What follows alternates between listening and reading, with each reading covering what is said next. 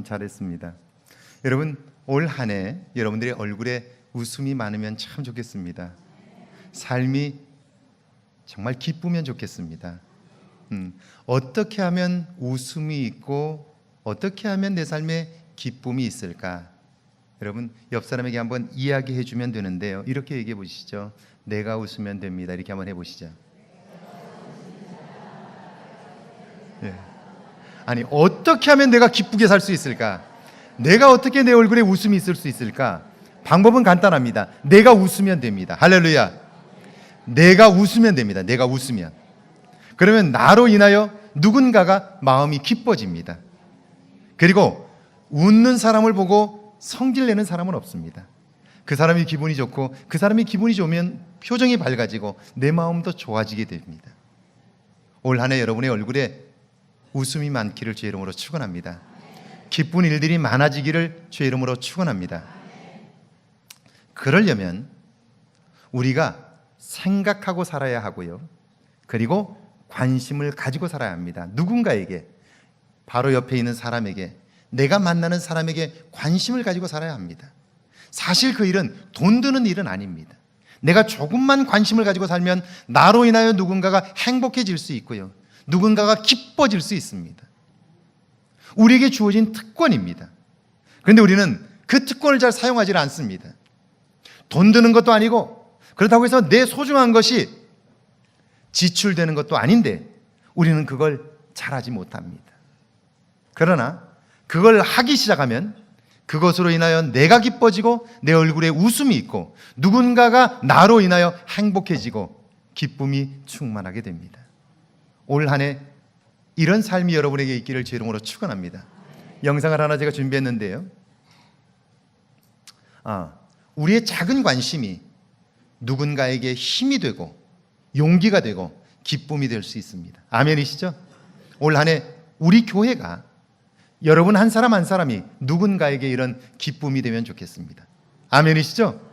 제가 여러분의 기쁨이 되겠습니다. 여러분이 저의 기쁨이 될 수 있기를 바랍니다. 그래서 우리 교회가 행복한 교회, 기쁨이 넘치는 교회가 되면 좋겠습니다. 한번 보시죠. 네.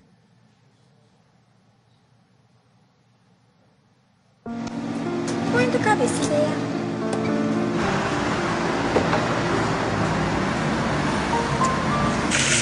안녕하세요. 알려드릴게요. 감사합니다. 하루에도 몇 번씩 마주치는 알바생들. 안녕하세요. 그동안 어떤 태도로 대하셨나요? 대하다. 어서오세요 했는데 반응 같이 보여주신 손님들이 나가면서 수고하세요. 저희가 인사를 드렸을 때 같이 웃어주시고 실수하더라도 옆에서 격려 많이 해주시고 그때 다독여줬을 때가 저를 찾아주시고 기억해주시면 추천해주셔서 감사해요. 고맙다는 말 한마디가 되게 큰 힘이 되는 것 같아요. 사소하고 당연하지만 우리가 잊고 있었던 말들. 그래서 알바천국과 함께 100명의 착한 손님이 모였습니다. 착한 손님, 마음을 더하다.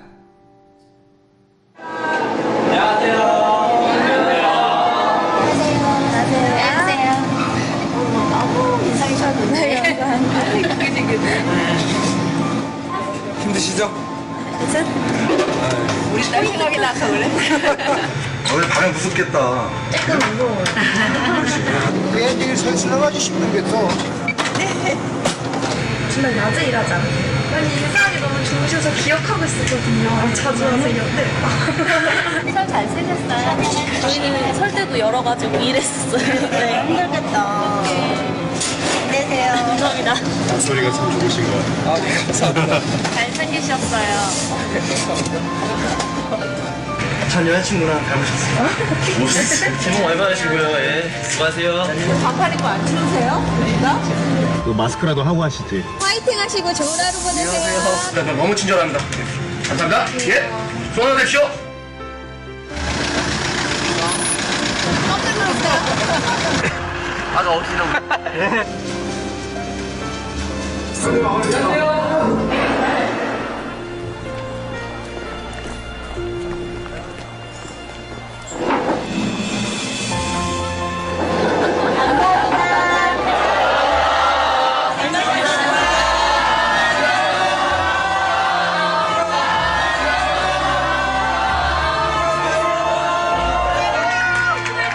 하루에도 몇 번씩 마주치는 알바생들. 그동안 어떤 태도로 대하셨나요?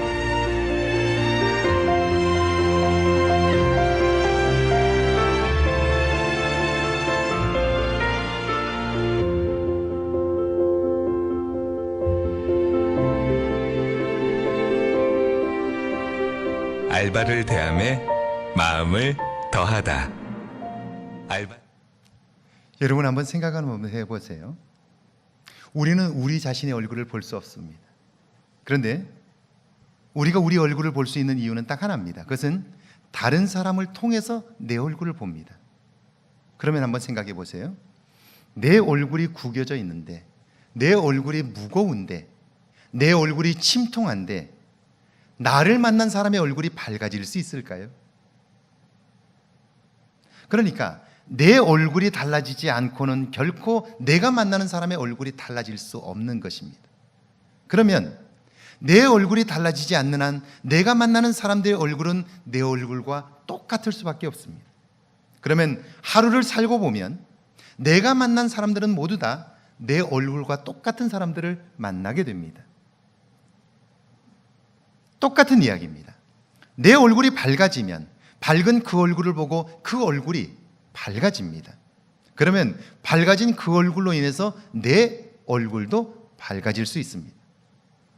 특별히 내가 의식적으로 누군가를 격려하고 따뜻한 말을 하며 웃어주려고 노력할 때 나도 모르게 내 마음에는 기쁨이 있게 되고요. 사람을 만날 때마다 환한 웃음으로 대하고 격려하고 위로하게 될 때 그 사람의 펴진 얼굴을 보면서 내 얼굴과 내 마음도 펴질 수 있는 것이죠. 그러니까 내 얼굴이 펴지지 않는 한 내 주변에 내가 만나는 사람들은 모두 다 내 얼굴과 똑같은 삶을 살 수밖에 없는 거예요. 혹시 지난 한 해 여러분들이 만났던 사람들의 얼굴이 어두웠다면, 그렇다면 여러분의 얼굴이 어두웠기 때문일 것입니다. 올 한 해 기쁘고 즐겁게 살기를 원한다면, 얼굴에 웃음 있는 삶을 살기를 원한다면 내 얼굴을 바꿔야 하는 이유가 바로 여기에 있는 것이죠. 내가 따뜻한 말을 해야 하는 이유가 바로 여기에 있는 거죠. 옆 사람과 한번 인사하는데 이렇게 하시죠. 올해는 한번 환하게 웃고 삽시다. 이렇게 한번 인사하시죠. 네. 반대편 사람하고 인사하는데 이렇게 인사합니다. 따뜻한 말로 위로하며 삽시다. 이렇게 한번 인사해 보시죠.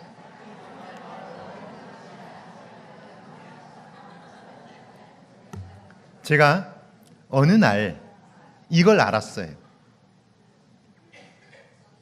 내 아내가 행복하지 않으면 내가 행복할 수 없다는 사실을 알게 되었어요.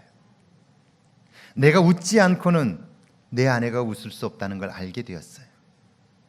그래서 어떻게 하면 내 아내가 행복할 수 있을까? 왜냐하면 그 사람이 행복해야 내가 행복할 수 있기 때문이죠.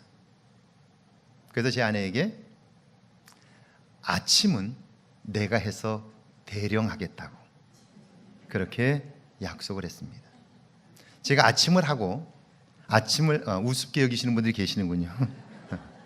네, 제가 아침을 하고 사진을 찍어놓은 게 제 전화기에 있는데, 이걸 여러분들에게 보여주면 남편들이 오늘 저녁에 힘들어요. 그래서 제가 그 사진을 보여주려고 몇 번을 준비했다가 포기했습니다. 여러분 상상하십시오. 지금은 없어요. 지금은 전화기를 가져와야 돼. 근데 제가 이거 보여드리면 제가 힘들어요. 목회가 어려워져. 그래서 보여드릴 수는 없지만 제가 아침을 준비해서 대령하기 시작했어요. 그러면서 우리 집은 분위기가 달라졌어요. 제 얼굴이 달라지니까 제 아내의 얼굴이 달라지고 우리 집 분위기가 달라졌어요. 결론은 내 얼굴이 변하지 않는 한 세상은 바뀌지 않는다는 겁니다. 여러분은 내가 힘들기 때문에 내 얼굴이 바뀌지 않는다고 생각하는데 그렇지 않습니다. 내 얼굴이 바뀌지 않기 때문에 세상이 바뀌지 않는 것입니다. 올 한 해 여러분의 얼굴이 변화되기를 축원합니다. 여러분의 말이 새로워지기를 주의 이름으로 축원합니다.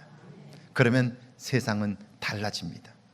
제가 읽었던 책에 나오는 이야기입니다.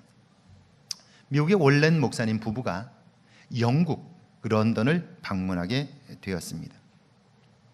은퇴를 하고 여러 나라들을 다니면서 이것저것을 여행하게 되면서 런던에 도착을 했는데요. 마침 숙소를 예약했는데 숙소에 가보니까 이 자그마한 여관인데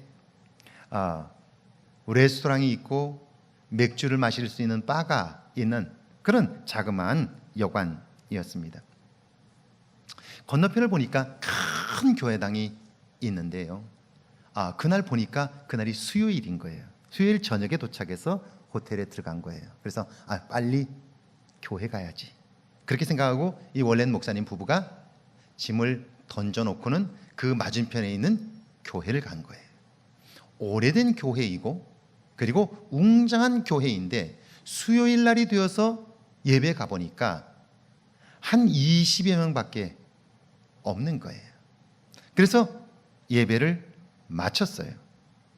끝나고 났는데 그 20여 명 중에서 다 끝나자마자 가버리고 한 서너 명이 이 월렌 목사님 부부에게로 와서는 이야기하기를 시작하는 거예요. 어디서 왔느냐, 어떻게 왔느냐 묻지도 않고 그분들은 오자마자 자기 교회 자랑을 하기 시작합니다. 우리 교회는 지난 400년 동안 수요 예배를 한 번도 쉰 적이 없다고. 그리고 우리 교회는 주일날 출석인원과 수요일날 출석인원이 똑같다고. 100% 출석한다고. 20여 명밖에 안 되는데 빠지는 사람이 없다고. 그러면서 말합니다. 우리 교회는 주변에 교회 묘지가 큰 것이 있다고 자랑하면서요. 지금까지 이 교회를 다녔던 유명한 사람들의 이야기를 하고 있습니다. 이 월렌 목사님이 목사님이니까요. 그 얘기를 다 듣는데 이 큰 교회가 왜 20명 정도밖에 안 남았는지 그 얘기는 하질 않아요. 그리고는 자기 교회 자랑을 계속 하는 거예요. 이야기를 하다가 그분들이 물어요. 혹시 숙소가 어디냐고. 그래서 목사님이 요 건너편에 있는 그 술집이 있는 그 여관이라고 그렇게 말하자 그 서너 명이 안색이 싹 변합니다. 그러면서 아니 교회를 다니는 사람이 어떻게 술집에 있는 여관에 들어갈 수 있느냐고. 그러면서요 한 사람이 성질을 팍 내더니 그냥 가버려요. 그러니까 나머지 사람들도 뒤따라서 그냥 나가버리는 거예요. 할 수 없이 씁쓸한 마음을 가지고 목사님 부부가 호텔로 돌아와요. 그 호텔은 식당을 거쳐서 그 맥주를 파는 그 바를 지나서 객실로 올라가게 되어 있는데 들어서서 식당을 지나가는데 마침 그 여관 주인이 카운터에 있다가 이분이 오셨다고 그러면서 나와서 반갑게 맞아줘요. 그들이 그 월렌 목사님 부부를 데리고 들어갔는데 거기에 맥주를 마시는 바가 있는데 사람들이 가득 있어요. 사람들이 노래를 부르고 흥겹게 이야기를 나누고 재미있는 시간을 가지고 있는데 이 여관 주인이 이 부부를 모시고 가더니 이분은 미국에서 오신 분들이라고. 우리 호텔에서 이틀을 묵게 되었는데 아주 점잖고 그렇다고. 그러면서 소개를 하는 거예요. 소개를 하자 그곳에 있는 사람들이 막 박수를 쳐주고 환영을 해요. 그러더니 거기 있는 사람 하나가 나와서 안아주면서 영국에 온 것을 환영한다고. 우리 동네에 온 것을 환영한다고.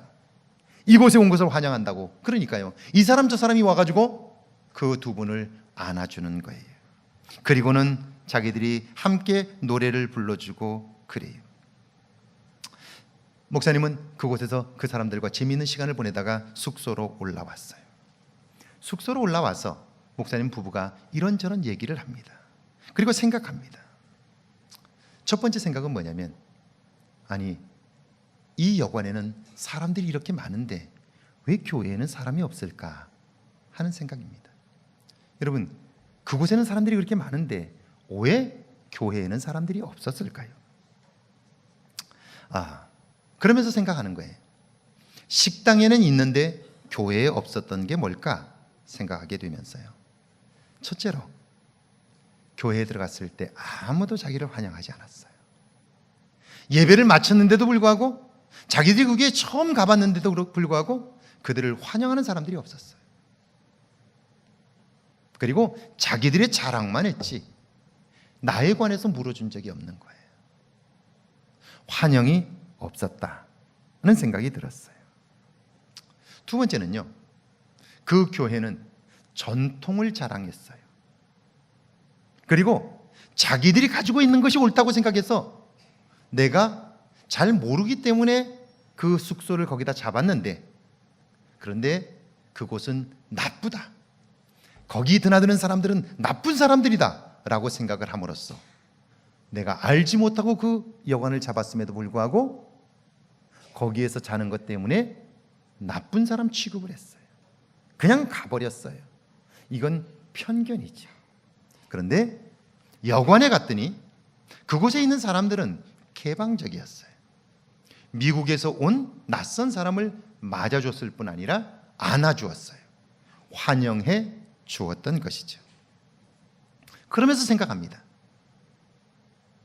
교회는 사람에게 관심하지 않았지만 여관에 있는 바에서는 사람들이 새로운 사람에게 관심했다 하는 거예요. 그러면서 월렌 목사님은 그의 책에서 이렇게 썼어요. 사람에게 관심하지 않는 교회가 과연 교회일까? 이런 생각이 든 거예요. 여러분, 지난 한 해를 돌이켜 보십시오. 여러분은 모두 다 교회 안에 다른 사람을 섬기도록 부름받은 사람들입니다. 교회는 여러분이 다른 사람에게 관심하라고 여러분에게 서리 집사라는 직분을 주었습니다. 권사라고 하는 직분을 주었습니다. 안수 집사라는 직분을 주었습니다. 장로라는 직분을 주었습니다. 목사라는 직분을 주었습니다. 다른 사람을 신방하고 다른 사람을 위하여 기도하고 다른 사람을 섬기라고 그 직분을 주었습니다. 여러분은 지난 한 해 교회 안에서 낯선 사람들에게 얼마나 관심을 가졌습니까? 옆에 있는 사람에게 여러분은 얼마나 따뜻한 말로 그들을 환영했습니까? 과연 여러분이 얼마나 다른 사람을 배려하며 살았느냐 하는 것입니다. 사람에게 관심하지 않는다면 그것은 더 이상 교회일 수 없습니다. 사람에게 관심하는 여러분 되기를 축원합니다. 그 일을 위하여 하나님은 우리에게 직분을 주신 것이죠. 오늘 본문은 사도 바울 일행이 유럽의 관문인 빌립보를 방문했던 내용입니다. 12절에 보니까 거기서 빌립보에 이르니 이는 마게도냐 지방의 첫 성이요 또 로마의 식민지라 이 성의 수위를 유하다가 이렇게 되어 있습니다. 바울과 그 일행은 빌립보에 도착하게 되었고 빌립보에 도착하여 몇 날을 그곳에서 지냈습니다. 우리가 아는 것처럼 빌립보에는 이미 예수를 믿고 이주해온 사람들이 있었습니다. 그런데 그들이 빌립보에 며칠을 있었지만 바울과 그 일행을 환영한 사람은 아무도 없었습니다. 믿는 사람이든 믿지 않는 사람이든 아무도 그들을 환영하지 않았어요. 여러분, 만약 그때 바울과 그 일행을 환영했더라면 그의 이름은 성경에 남는 이름이 되었을 거예요. 그들의 삶이 바뀌고 역사가 달라졌을 거예요. 그런데 며칠을 그곳에 있었지만 전혀 그들을 환영하는 사람들이 없었어요. 왜 그랬을까? 왜 사람들은 바울과 그 일행이 그곳에 도착했지만 그들에게 전혀 관심을 갖지 않았을까? 이유가 뭘까? 이유는 이런 겁니다. 이 빌립보는요, 양쪽에 강이 흐르고 있습니다. 강이 흐르고 있고 그 위쪽에는 산으로 막혀 있어요. 여러분, 강이 흐른다는 것은 그곳이 먹고 살 만한 땅이라는 말이에요. 그러니까 강이 흐르면 그 옆에는 평야지대가 펼쳐져 있습니다. 그러니까 빌립보는요, 평야가 있어서 먹고 살기에 넉넉한 곳이고요. 그리고 그 위쪽에는 큰 산이 있는데 그 산에서 금이 났어요. 금이 굉장히 많이 나왔어요. 그러니까 금을 캐는 사람들이 굉장히 많이 몰려들었고요. 특별히 기원 전 167년에 로마가 그곳을 정복하게 되면서 그 한복판으로 이그나티우스 대로 어마어마한 로마의 도로가 그곳에 깔리게 됩니다. 그러니까 빌립보는 교통의 요충지가 되었던 거죠. 그래서 로마의 주요 도시들과 연결이 되어 있습니다. 그뿐 아니라 그 밑에는 지중해와 연결이 되어 있어서 육로로나 해상으로나 이 빌립보는요, 어마어마한 상업이 발달하고 번창했던 도시였다는 거죠. 특별히 무역이 성행했을 뿐 아니라 이 빌립보에는요, 아주 전통 있는 의과대학이 하나 있어가지고요, 이 의과대학 출신들이 전 세계에서 의료 행위를 함으로써 빌립보는 당시에 가장 유명한 도시 중에 하나였습니다. 그렇다면 상상해 보십시오. 왜 바울과 그 일행이 빌립보에 도착했는데 사람들이 그와 그의 일행에게 관심을 가지지 않았을까? 이유가 뭘까 하는 거예요. 이유는 돈 버는 일에 바빠서. 나가면 돈을 벌기 때문에 돈 버는 일에 바빠서 다른 사람들에게 관심할 겨를이 없었다 하는 거예요. 남의 일에 신경 쓸 겨를이 없었다는 겁니다. 그런데 여러분 아세요? 내가 다른 사람에게 관심을 가지지 않으면 내 삶은 점점 불행해집니다. 제가 말씀드렸죠? 내 얼굴이 펴지지 않는 한 남의 얼굴, 펴진 얼굴을 볼 수가 없습니다. 내가 어두운데, 내가 어두운 표정으로 누군가에게 대하는데, 그런데 그 사람이 밝은 모습으로 대하기는 어렵습니다. 그러니까 내가 얼굴을 펴지 않는 한 밝은 얼굴을 만날 가능성은 없는 거예요. 그러면 나는 점점 외로움을 느낄 수밖에 없고요. 외로움을 느끼면 결국 우리는 어때요? 잘못된 판단들을 하며 살 수밖에 없게 되는 거죠. 자, 보세요. 사람들이 모두 다 돈 버는 일에 집중하느라 남의 일에 신경 쓸 겨를이 없었던 거예요. 다른 사람에게 관심을 가지지 않았던 거예요. 그러니까 그 사람은요, 마치 다람쥐가 쳇바퀴를 돌듯이 분주하게는 사는데요, 한 걸음도 나아가지 못하게 돼요. 그날이 그날 같은 삶을 사는 거예요. 변화가 없는 거예요. 그러니까 기쁨이 있을 리가 없게 되는 거죠. 자, 모두가 다 이렇게 사는 가운데에서도 하나님의 일을 위하여 하나님이 준비한 사람은 반드시 있습니다. 모두가 다 그런 것 같아요. 그래서 우리는 뭐라고 생각하냐면, 나만 이렇게 살아? 다 이렇게 사는데 뭐. 그렇지 않아요. 그렇지 않은 사람들이 있다 하는 말이에요. 제가 캘리포니아에 있을 때 정말 사람들이 바쁘게 살아요. 정신없이 삽니다. 저희 교인들도 보면 세탁소 하시는 분들 새벽같이 나가가지고요, 밤늦게까지 일해요. 수요 예배 드리기 어려워요. 우리 장로님 한 분 세탁소 하시는데 그 먼 거리 40분 운전하고 오시는데요, 세탁소 문을 닫자마자 전속력으로 달려와야 수요일에 거의 시간을 맞춰서 올 수 있어요. 다들 바쁘게 살아요.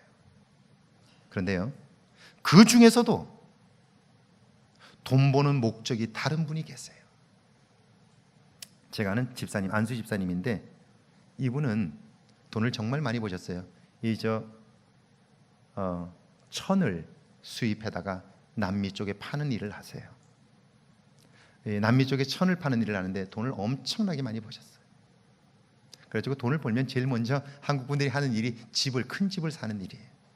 그래서 이분이 큰 집을 이 아래쪽, LA 아래쪽에 가면 태평양 바다가 보이는 산이 하나 있어요. 아주 전통적으로 부자들이 사는 동네입니다. 팔로스 보디스라고 하는 곳인데요, 토렌스 바로 옆쪽인데, 팔로스 보디스 중턱에 바닷가 옆으로 거대한 집을 하나 샀습니다. 그리고 태평양이 바다로 보이는 그 벽면은 전부 통유리로 만들어놨어요. 그 집은 올라가면 왼편에 수영장이 있어요. 제가 알아요. 수영장이 있고요. 정원을 예쁘게 갖고 왔어요. 엄청나게 비싼 집입니다. 그 집을 사서 이사를 갔습니다. 근데 여러분 보세요. 그 집을 산 것까지는 좋은데 그 집을 유지하려면 또 새벽부터 밤늦게까지 일해야 합니다. 어느 날 열심히 일하다가 몸이 안 좋아가지고 집에 일찍 들어갔습니다. 들어가서 자동차에서 문을 끽 하고 열고 자동차로 쭉 타고 올라가는데 왼편에 수영장이 있는데 캘리포니아는 항상 여름입니다. 날이 항상 덥습니다. 왼편에 보니까 수영장이 있는데 정원사, 가드너, 정원사가 그 시간에 수영장에서 수영을 쫙 하고 있어요. 주인에 나가서 돈 벌고 있는데 집에서 일하는 그 사람은 수영장에서 수영을 하고 있는 거예요. 그러니까 그걸 보니까 성질이 나죠. 근데 못 본 척하고 그냥 집으로 들어왔어요. 들어와서 좀 누워 있으려고 문을 열고 딱 들어갔더니 부부가 태평양 바다를 보면서 차를 마시려고 그 통유리가 있는 그 옆에다가 부부 테이블을 놨어요. 근데 이사 간 다음에 한 번도 거기서 커피를 마셔본 적이 없어. 바빠서. 근데 딱 열고 들어갔더니 식모가 거기 앉아서 다리를 꼬고 앉아서 태평양 바다를 보면서 커피를 마시고 있어요. 이분이 그걸 보고 충격을 받았어요. 나와 내 아내는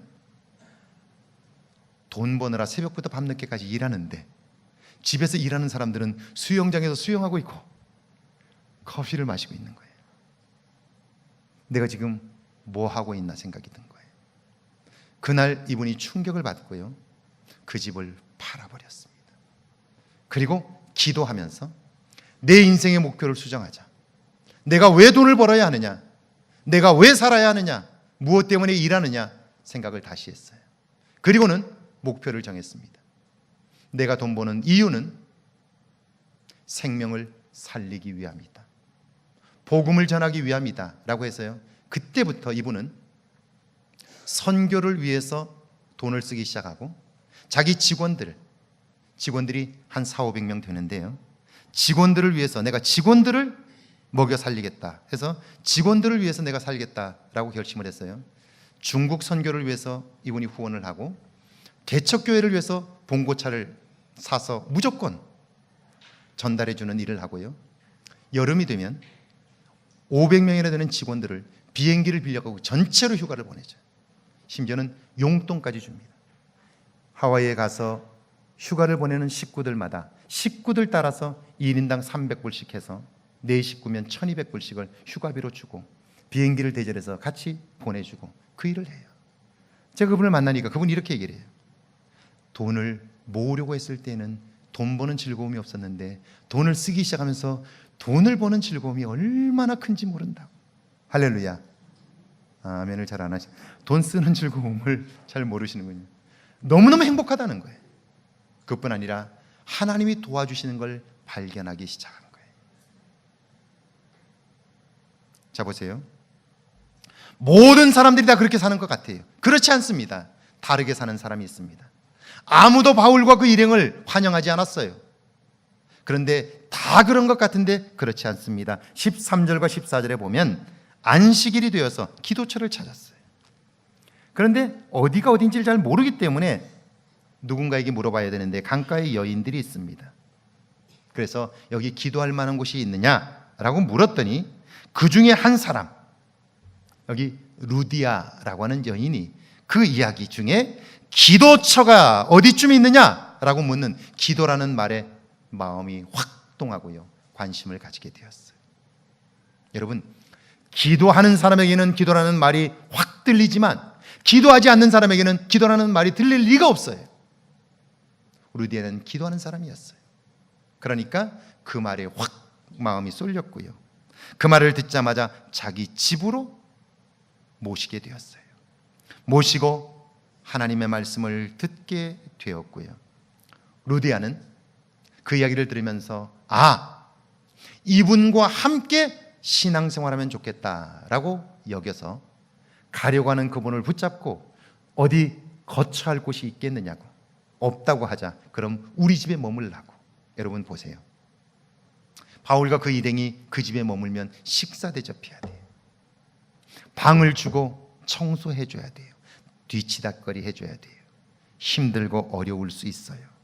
그런데 그 일을 행함으로써 그가 받는 은혜는 얼마나 큰지 몰라요.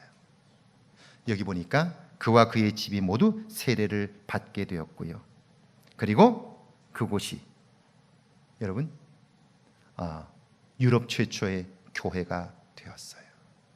사람에게 관심하는 일이 이처럼 놀라운 일을 이루게 된 거예요. 사람에게 관심하면 우리의 인생이 달라질 수 있어요. 아멘이시죠? 아멘이시죠? 2008년 10월 6일입니다. 2008년 10월 6일 주한 미국 대사가 부임을 했습니다. 그의 이름이 캐서린 스티븐슨입니다. 여자분입니다. 캐서린 스티븐스가 한국의 주한 미국 대사로 부임을 했습니다. 주한 미국 대사는 어마어마한 자리입니다. 이 한국 대사의 경우에는 이 동북아의 거의 대부분을 다 그가 담당합니다. 그 권한이 굉장히 막강합니다. 캐서린 스티븐스가 부임을 했는데요. 그는 한국과 인연이 있는 사람이었습니다. 1975년부터 1977년까지 그는 대학생 때 평화봉사단원으로 한국의 시골에서 생활한 경험이 있습니다. 충남인가요? 충북이죠, 충북. 예산 중학교에서 영어 교사를 했어요. 그 예산은 시골입니다, 시골. 충남인가요? 네, 충남 예산에서 예산 중학교에서 영어 선생을 했어요. 근데 외국인이 75년도에 한국은 굉장히 열악한 상황이었어요. 선생님이 왔는데 있을 곳이 없어요. 외국 사람, 말도 안 통하는 사람을 어떻게 집에다 모실 수 있겠어요? 그러니까 서로 다 자기 집에 있지 못하게 하는 거예요. 근데 그때 이 캐서린을 기쁘게 맞아준 분이 계세요. 그리고 그가 있었던 3년 동안 정성껏 뒷바라지해 준 분이 계세요. 그는 그의 사랑에 감동해서요, 한국 팬이 되었어요. 나중에 한국에 대한 너무 좋은 이미지를 가졌어요. 한국 남자와 결혼합니다. 한국 남자와 결혼해요. 이분이 2008년에 주한 미국 대사로 부임을 하게 되었어요. 부임하면서 한국에 도착해서 그가 했던 첫 번째 일은요, 자기를 돌봐주었던 그분을 만나는 일이었어요. 그 바쁜 와중에 예산에 내려가서 그분을 찾아보는 거예요. 사람에게 관심 가졌더니 이런 좋은 친구를 얻을 수 있게 된 것이죠. 사랑하는 여러분, 루디아는요, 그저 기도하기를 원하는 사람, 그를 환영했어요. 그리고 자기 집에 모시게 되었는데 그 일로 인하여 그와 그의 집이 세례를 받게 되었고요. 그를 환영함으로써 그의 집이 유럽 최초의 교회가 되고 그의 이름이 성경에 기록되었어요. 자, 2018년 우리 교회가 해야 할 일이 무엇일까? 직분을 받은 우리들이 해야 할 일이 무엇일까? 그것은요, 우리 안에 있는 가족들을 환영하는 거예요. 특별히 새롭게 나온 사람들을 환영하는 거예요. 처음 보는 사람들 어떻게 왔느냐 물을 필요 없어요. 오늘 저희 교회 와주신 것 감사합니다. 환영합니다. 마음껏 은혜 받으면 좋겠습니다. 저는 이 교회 권사입니다. 처음 오신 것 같은데 이곳에 앉아서 예배 드리시죠. 환영합니다. 예배가 끝나고 나면 혹시 식사하지 않으시겠어요? 제가 모시고 가겠습니다. 오늘도 새로운 분들이 여러 분 나왔어요. 제가 유심히 한번 봤어요. 저분들을 누가 관심 가지는 사람이 있을까? 그런데 한 분은 그냥 가셨고 한 분은 혼자 들어와서 식사하고 혼자 나가셨어요. 저희 교회 권사님이 몇 분입니까? 저희 교회 안수 집사님이 몇 분입니까? 저희 교회 서리 집사님이 몇 분입니까? 새로운 사람이 왔는데 왔다가 그냥 가요. 그분은 나가면서 무슨 생각이 들었을까요? 어떤 생각이 들었을까요? 누군가 처음 보는 사람을 따뜻하게 맞아주고 그리고 그를 환영했다면 그의 마음속에는요, 아, 이 교회는 사랑이 있는 교회다, 따뜻한 교회다, 그렇게 여기지 않았을까요? 사랑하는 여러분, 이 한 해 여러분의 따뜻한 말 한마디로 교회는 새로워질 수 있습니다. 여러분의 펴진 얼굴 표정으로 누군가를 기쁘게 할 수 있습니다. 자, 옆 사람 얼굴을 한번 보시죠. 그리고 환하게 한번 웃어 보시죠. 그리고 이렇게 얘기하시죠. 얼굴이 참 좋아 보이십니다. 한번 해보시죠.